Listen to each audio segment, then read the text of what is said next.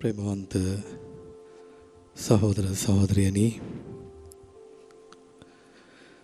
ජීවමාන ස්වාමින් වහන්සේ ඉදිරිපිට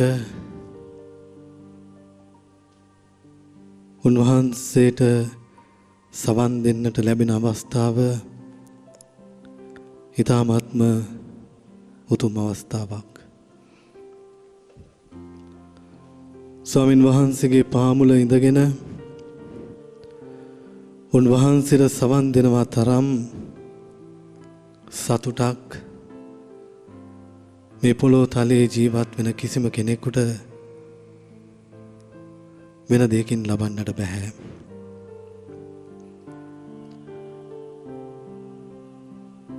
ස්වාමින් වහන්සේට සවන් දීලා උන්වහන්සේ අපිට කියන දේ කරන්න අපි උත්සාහ කරනවා නම් අන්න ඒ දේ උන්වහන්සේ අපෙන් බලාපොරොත්තු වෙන්නේ. ඒ නිසා අපි ගත කරන මේ පුංචි කාලය තුල උන්වහන්සේට සවන් දෙන්නට උත්සාහ කරමු.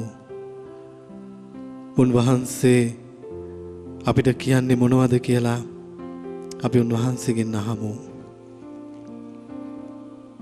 අද අපි ජීවත් වෙන්නේ සවන් නොදෙන ලෝකයකයි.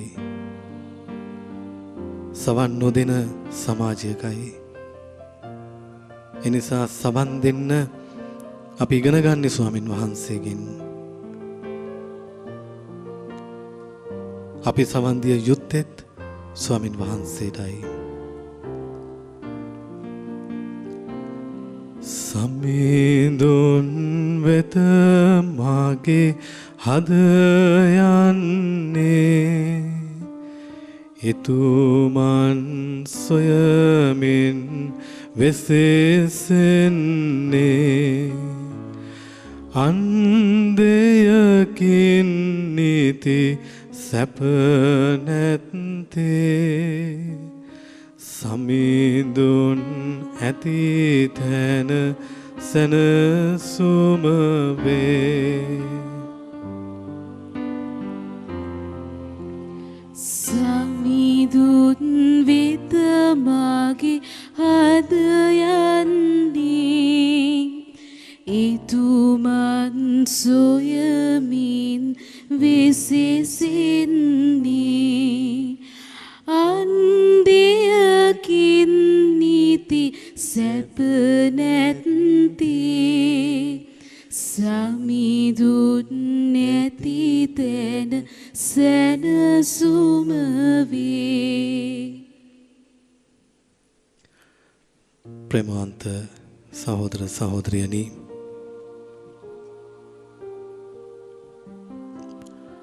අපි දැන් සුදු ලූක්තුමාගේ සුවිශේෂයෙන් කොටසකට සවන් දෙමු.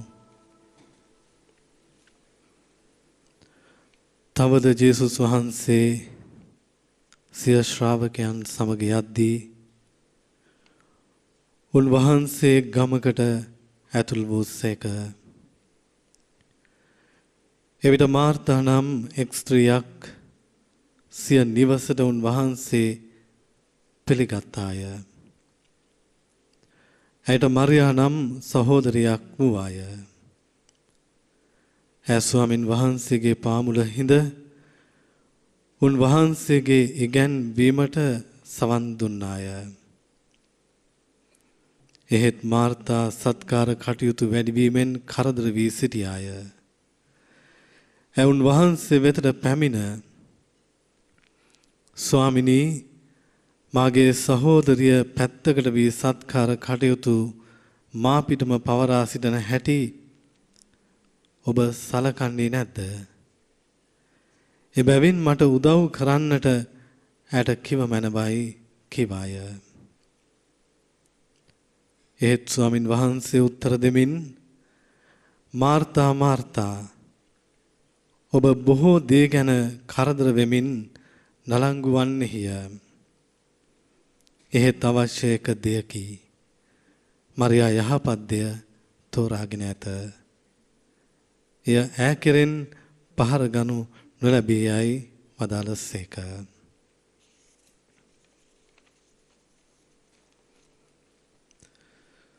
සමිඳුන් වෙත මාගේ හද යන්නේ එතුමන් සොයමින්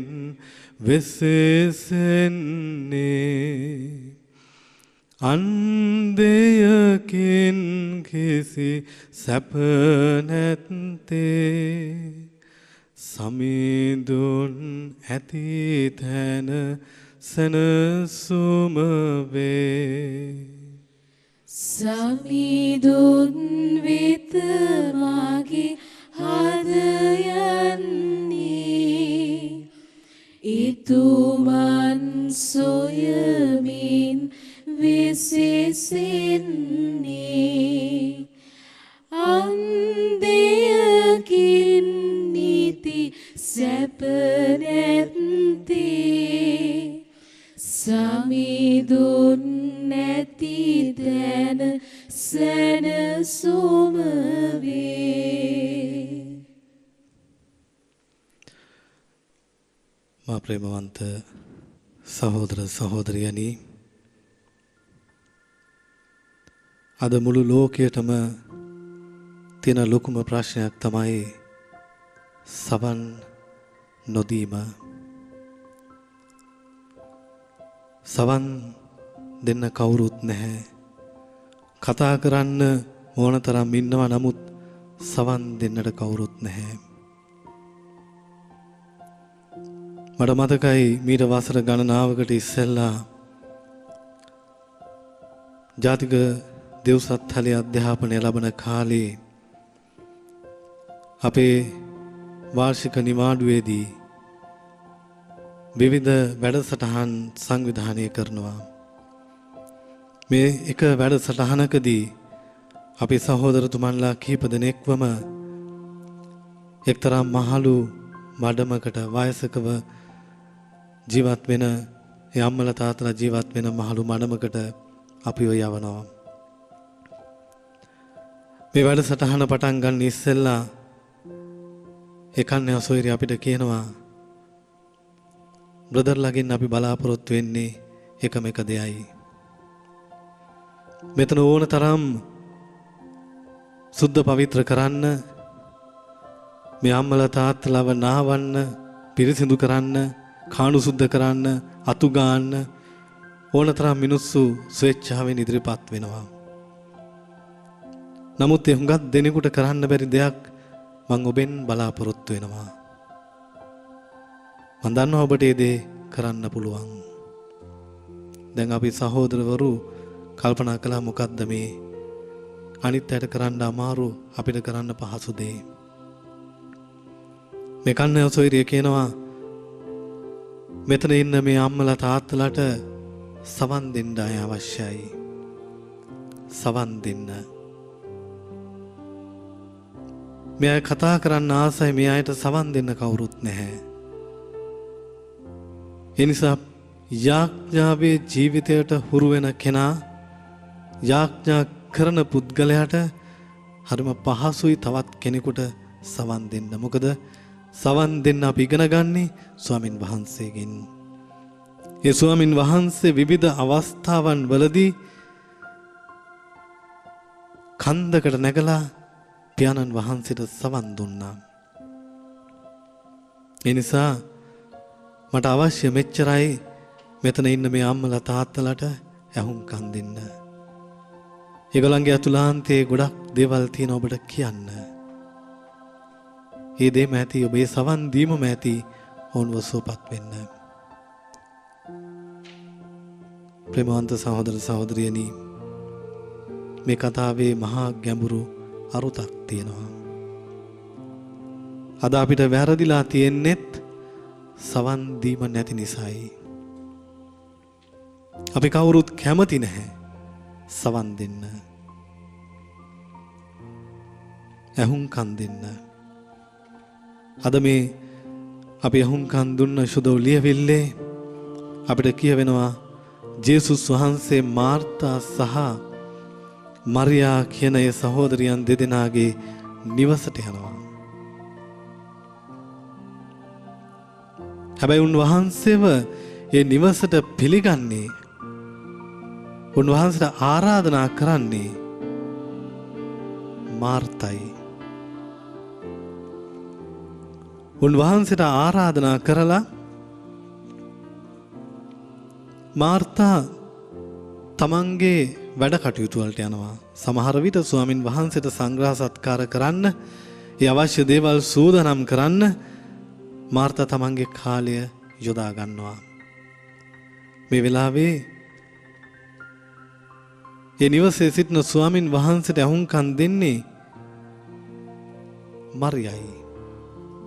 උන්වහන්සේට ආරාධනා කරන්නේ මාර්තා. නමුත් උන්වහන්සේත් එක්ක කාලය ගත කරන්නේ, උන්වහන්සේට සවන් දෙන්නේ, උන්වහන්සේත් එක්ක සතුටු සාමිච්චිය යෙදෙන්නේ මරියයි. හැබැයි ටිකක් මහන්සි වුණාම මාර්තා ඇවිල්ලා ජේසුස් වහන්සේට කියනවා, ස්වාමිනී, මගේ සහෝදරිය පැත්තකට වෙලා සත්කාර කටයුතු මාපිටම පවරලා මෙතන ඉන්න ඔබට මේ ගැන ඔබ සලකන්නේ නැද්ද? ජේසුස් වහන්සේ කියනවා, මාර්තා මාර්තා, ඔබ ගොඩක් දේවල් ගැන කරදර වෙනවා. නමුත් අවශ්‍ය එක දෙයයි. ඒ යහපත් දේ මරියා තෝරාගෙනයි තියෙන්නේ. මොකද්ද මේ යහපත් දේ? යහපත් දේ තමයි ස්වාමින් වහන්සේගේ පාමුල ඉඳගෙන ඒ ස්වාමින් වහන්සේට සවන් දෙන එක.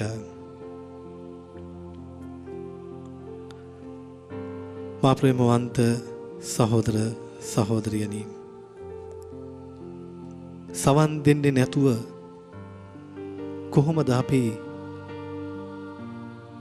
කෙනෙක්ගේ කැමැත්ත ඉෂ්ට කරන්නේ? සවන් දෙන්නේ නැතුව අපි කොහොමද දෙවියන් වහන්සේ කියන දේ කරන්නේ? උන්වහන්සේ කියන දේ මොකක්ද කියලා දැනගන්නට නම් අපි උන්වහන්සේට සවන් දෙන්නට ඕන. අද අපේ ලෝකයේ දිහා බලපුවාම අපි හැමෝම කාර්ය බහුල වෙලා, අපි හැමෝටම වැඩ. නමුත් අපි කී දෙනෙක් මහන්සියත් එක්ක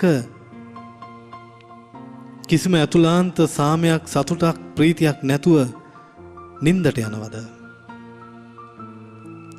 සමහර විට අපි හුඟක් දෙනෙක් හොඳ දේවල් කරනවා, යහපත් දේවල් කරනවා. මේ මොනවා කළත් අපිට ඇතුළාන්ත තෘප්තියක් නැහැ, ඇතුළාන්ත සතුටක් නැහැ.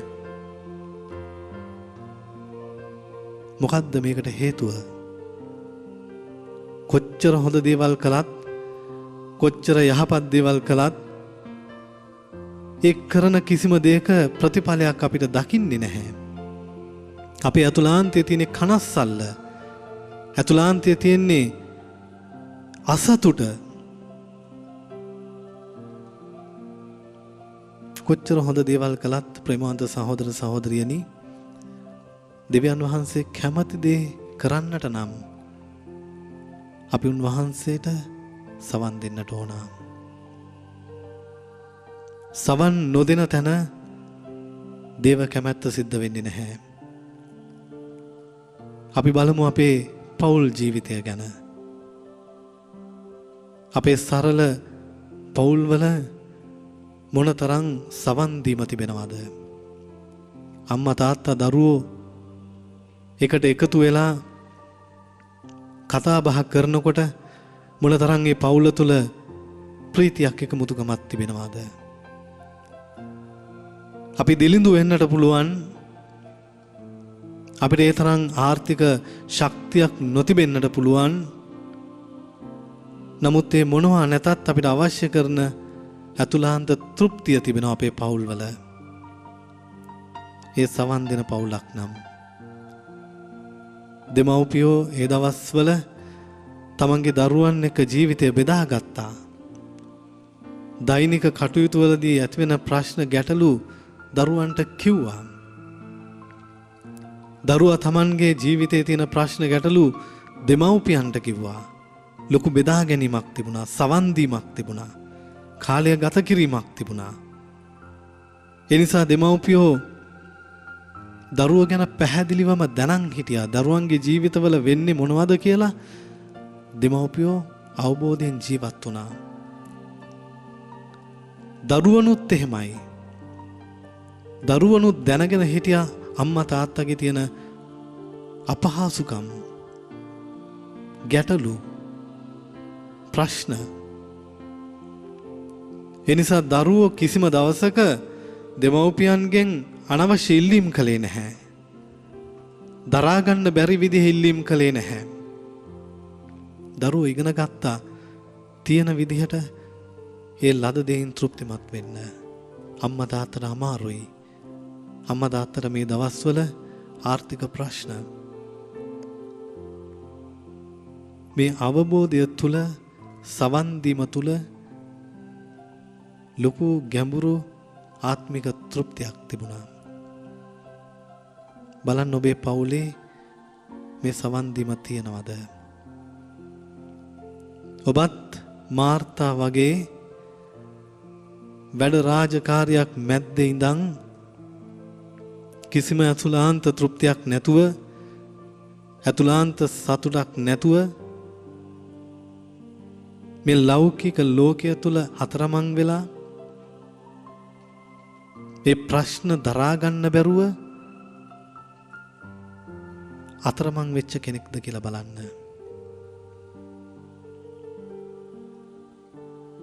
ප්‍රේමවන්ත සහෝදර සහෝදරියනි, මාර්තාට අවශ්‍ය වුණේ ස්වාමින් වහන්සේට සංග්‍රහ කරන්න. මරියට අවශ්‍ය වුණේ ස්වාමින් වහන්සේගේ පාමුල ඉඳගෙන ඒ ස්වාමින් වහන්සේට සවන් දෙන්න. ස්වාමින් වහන්සේත් එක්ක කාලය ගත කරන්න. සංග්‍රහ කිරීම නරක දෙයක් නෙමෙයි. වැරදි දෙයක් නෙමෙයි. ස්වාමින් වහන්සේ සංග්‍රහය ප්‍රතික්ෂේප කරන්නේ නැහැ. නමුත් ස්වාමින් වහන්සේ අඟවන්නට උත්සාහ කරන්නේ මම ඔබේ නිවසට ආවේ සංග්‍රහ සත්කාර ලබන්නට නෙමෙයි. මම ඔබේ නිවසට ඇතුළු වුණේ ඔබත් එක්ක ඉන්නටයි. ඔබට සවන් දෙන්නටයි. ඔබත් එක්ක කතා කරන්න. මේ දේ නොලැබෙන තැන සංග්‍රහ සත්කාර කොච්චර වැඩි වුණත් වැඩක් නැහැ.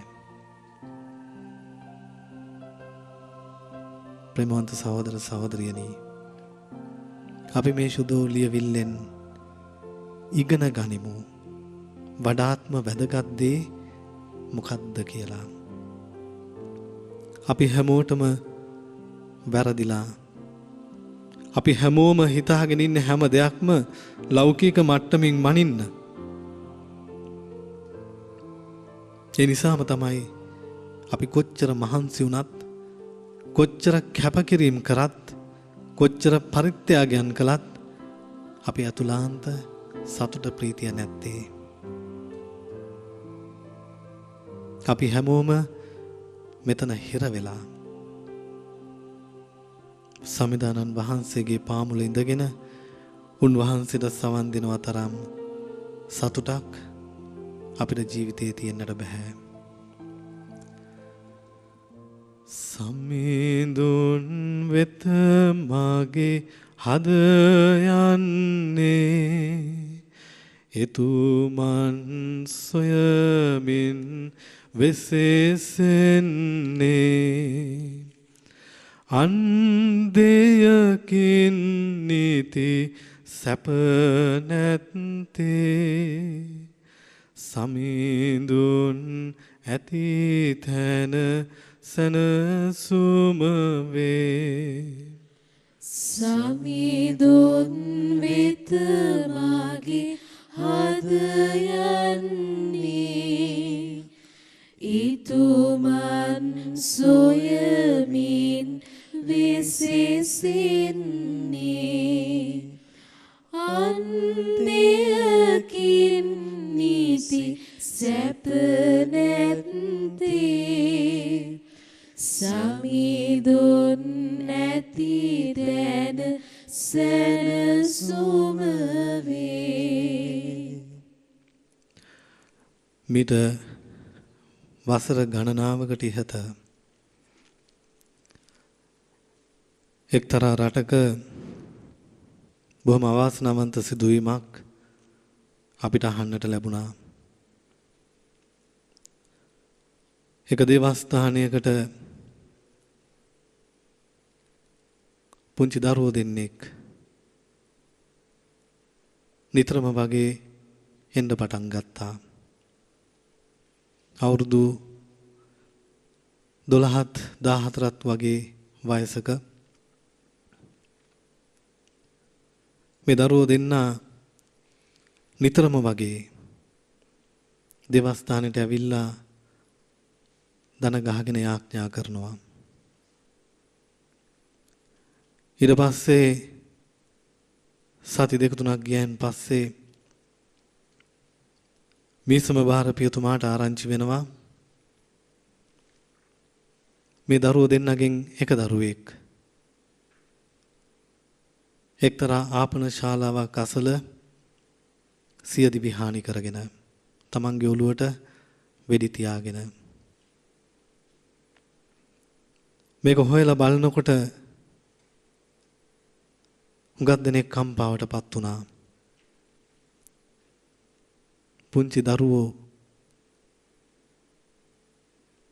මේ ලෝකේ සුවඳවත් කරන්නට වෙරදරන දරුවෝ ඇයි මේ වගේ අවාසනාවන්ත සිදුවීම් වලට ලක් වෙන්නේ? මොකද්ද මේ දරුවට සියදිවි හානි කරගන්න තරම් තිබිච්ච බරපතල ප්‍රශ්නේ? හොයාගෙන යනකොට ප්‍රශ්නය මේකයි. අම්මයි තාත්තයි දෙන්නම මත්පැන් වලට බැහැ වෙලා. මේක අපේ රටේ සිදුවීමක් නෙමෙයි, වෙනත් රටක. අම්මයි තාත්තයි දෙන්නම මත්පැන් වලට බැහැ වෙලා. අම්මා Tamanට ඕන විදිහට හිතුමතේ ජීවිතය ගත කරනවා. තාත්තා Tamanට ඕන විදිහේ ජීවිතය හිතුමතේ ගත කරනවා. අන්තිමේදී මේ පුංචි දරුවට තමන්ගේ ජීවිත ප්‍රශ්න කියන්න කෙනෙක් නැහැ. මේ දරුවට මේ දේවල් දරා ගන්නට බෑ. පෞල් ජීවිතය කිසිම සාරවත් ගතියක් නැහැ. දරුවන්ට ලැබෙන්න ඕන දේ සවන් දීම, අම්මා තාත්තගේ ආදරය, කාලය ගත කිරීම, මේ දේවල් කිසිම දෙයක් මේ පුංචි දරුවට ලැබෙන්නේ නැහැ. අන්තිමට ඒ දරුවට ඒ දේ දරා ගන්න බැරුව තමන්ගේ ජීවිතය නැති කර ගන්නවා. ප්‍රේමවන්ත සහෝදර සහෝදරියනි, මේ සිදුවීම් වලින් අපි ජීවිතයට ඉගෙන ගත යුතු ගොඩාක් දේවල් තියෙනවා. අපි මේ දේවල් දිහා බලලා අපිට කියන්න බෑ ඒවා එහෙයි සිද්ධ වෙන්නේ අපේ පවුල් වල සිද්ධ වෙන්නේ නැහැ කියලා. නමුත් අපේ පවුල් වල වෙනස් විදිහවලට මේ දේවල් වෙන්නට පුළුවන්. වෙනස් ස්වරූපයකින් අපේ පවුල් වල මේ දේවල් වෙන්නට පුළුවන්. කල්පනා කරන්න. ඔබ 365 දවසම කාර්ය බහුල වෙච්ච අම්මා කෙනෙක්ද තාත්තා කෙනෙක්ද? ඔබේ දරුවන්ට සවන් දෙන්න කාලය සොයා ගන්න. ඔබ පවුලක් හැටියට දරුවොත් එක්ක එක්කහු වෙලා දෙවියන්ට සවන් දෙන පවුලක් බවට පරිවර්තනය කරගන්න. දෙවියන්ට සවන් දෙන පවුල දේව කැමැත්ත ඉටු කරන පවුලක්. කාර්ය බහුල වෙන්න ඕන අවස්ථාවේදී කාර්ය බහුල වෙන්න. නමුත් ස්වාමින් වහන්සේත් එක්ක ඉන්න ඕන වෙලාව ස්වාමින් වහන්සේට දෙන්න. අන්න එතකොට ඔබේ පෞල් ජීවිතය ඵලබරිත දීප්තිමත්, මුළු සමාජයම මුළු රටම ලෝකෙම සුවඳවත් කරන පවුලක් බවට පත් වෙයි. එනිසා ප්‍රේමවන්ත සහෝදර සහෝදරියනි, අපි මේ මොහොතේදී ගෙදර ඉන්න ඔබේ පවුල වෙනුවෙන් යාඥා කරමු. ඔබේ භාර්යාව, ඔබේ ස්වාමි පුරුෂයා, ඔබගේ දූ දරුවන්, මේ හැම කෙනෙක්ම දෙවසප්සාදී ස්වාමින් වහන්සේ වෙතට යොමු කරන්න. ස්වාමින් වහන්සේට ඔබට කියන්නට ගොඩක් දේවල් තිබෙනවා. ජපමාලය හරහා දෙවිඳුන් වෙතට යොමු වෙන්න. දේව මාතාවන්ගේ මැදහත් වීම තුල ඔබේ ජීවිතය, ඔබේ පවුල දෙවියන් වහන්සේට ප්‍රසන්න පවුලක් බවට පත් කරගන්න. ඔබට දෙන්න පුළුවන් ලොකුම දායාදය ආධ්‍යාත්මික ජීවිතයයි ඔබගේ දරුවන්ට. එනිසා ප්‍රේමවන්ත සහෝදර සහෝදරියනි, අපි නිරන්තරයෙන්ම දෙවිඳුන්ට සවන් දෙන, දෙවිඳුන්ගේ කැමැත්ත සිදු කරන, දෙවිඳුන් එක්ක මොන ප්‍රශ්නයක් ආවත් ගැටලුවක් ආවත් උන්වහන්සේගේ දෑතින් අල්ලගෙන එකට ගමන් කරන පවුලක් බවට පත් වෙන්න. අන්න එතනයි ඔබේ ජීවිතය තෘප්තිය තිබෙන්නේ. අන්න එතනයි ඔබේ ජීවිතේ ඵලබරිත බව ලොවට පෙනෙන්නේ. එනිසා අපි ඒ වෙනුවෙන් යාඥා කරමු.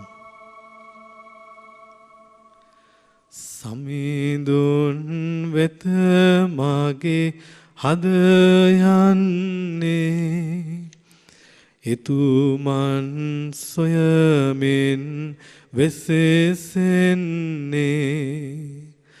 අන්දයකින් නීති සැප නැත්තේ සමිඳුන් ඇති තැන සැනසුම වේ සමිඳුන් වෙත මාගේ හද යන්නේ ඊතුමන් සොයමින් විසිසින්නේ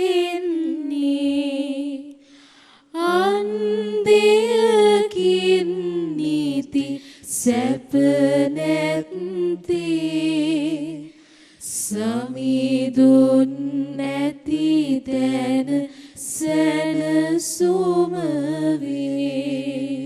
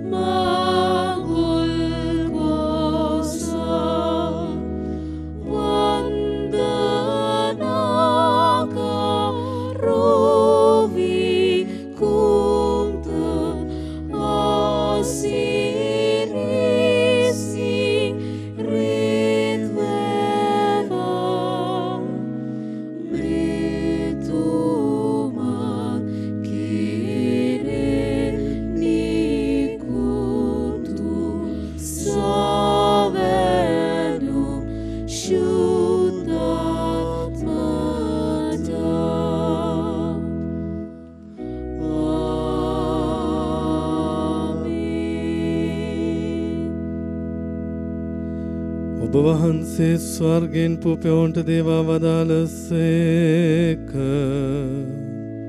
සෑම ප්‍රබෝධයක් මෙහි අඩංගු වී ඇත්තේය යාඥා කරම්හ අපගේ දෙවි ස්වාමිනී ස්වර්ගෙන් පහළ වූ පුපය ඔබ වහන්සේ අපට දුන්සේක් වේද මේ ආහාරයේ ශක්තියෙන් ජීවත් වී ඔබ වහන්සේගේ ජීවනය ලබා ඔබ වහන්සේගේ පුත්‍රයාණන් නැවත ලොවට වඩින දිනදී ඔබ වහන්සේගේ මහිමෙන් සරසී මරණින් නැගීමට අපට වරම් දුන මැනව මේකේදී අප ස්වාමින් වන ජේසුස් ක්‍රිස්තුස් වහන්සේ දෙසාම අපට ලැබේවා